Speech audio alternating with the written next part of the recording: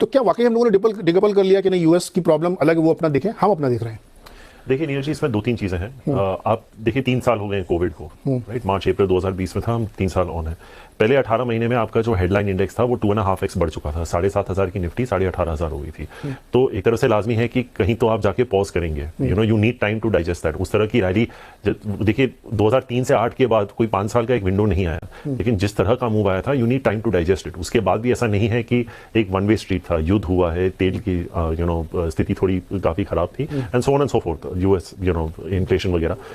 I think Neeraj ji, ये जो पिछले 1100 पॉइंट की रैली आई है, मैं 1100 बोल रहा हूँ क्योंकि लास्ट जो आरबीआई की पॉलिसी थी उस दिन निफ्टी 16,900 पे था, आज 18,000 है, राइट?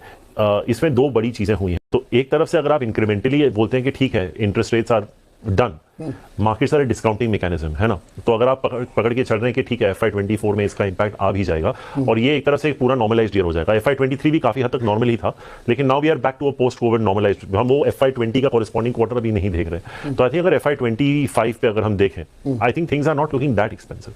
FY24 पे अभी भी आप आर्ग्यू कर सकते हैं। तो is there a case for the market to make a new high? वो एकेडमिक है, राइट?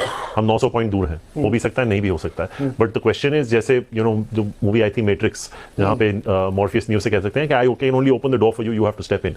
वहां पे हिट करना एक बात है, वहां पे सस्टेन करना दूसरी बात है। अगर आप ओवरनाइट यूएस का जीडीपी प्रिंट देखें तो वो 1% आया था, राइट? एक्सपेक्टेशन 2% की थी, और जो थर्ड क्वार्टर की थी वो 2.6% की थी। और जो पेंडिंग होम सेल्स की जो डेटा थी, उनका एक्सपेक्टेशन था कि वो 0.5% बढ़ेगी, लेकिन वो 5% गिरी। The signs of a US slow down / recession have begun. ठीक है, तो आई थिंक आरबीआई को जितना लोग क्रिटिसाइज करते हैं, एक तरफ से आपको क्रेडिट भी देना चाहिए, वेरी ड्यू, कि उन्होंने पॉज लिया। मुझे लगता है कि ये जो आंकड़े आ रहे हैं यूएस में, I think we are done with rate hikes, क्योंकि यूएस में 50% जो इन्फ्लेशन है वो हाउसिंग से आता है, हमारा 50% आता है फ्रूट्स और वेजिटेबल्स से। तो the dynamics of inflation are very different.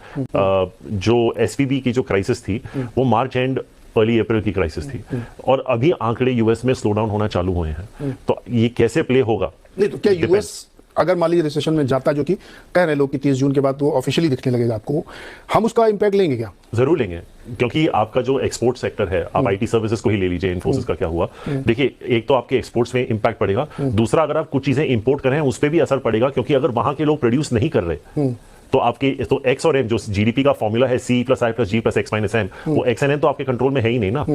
तो almost 40% of the 5 variables is not in your control, तो you're back to CING। तो वहां पे होगा, तो यहाँ पे डेफिनेटली एक इंपैक्ट होगा। कितना होगा वो नहीं बता सकता, 1% हो, 1.5% हो, 2% हो, वो पता नहीं। लेकिन अगर आप आंकड़े देखें तो most economists are working with 5.5 to 6% GDP growth for this year।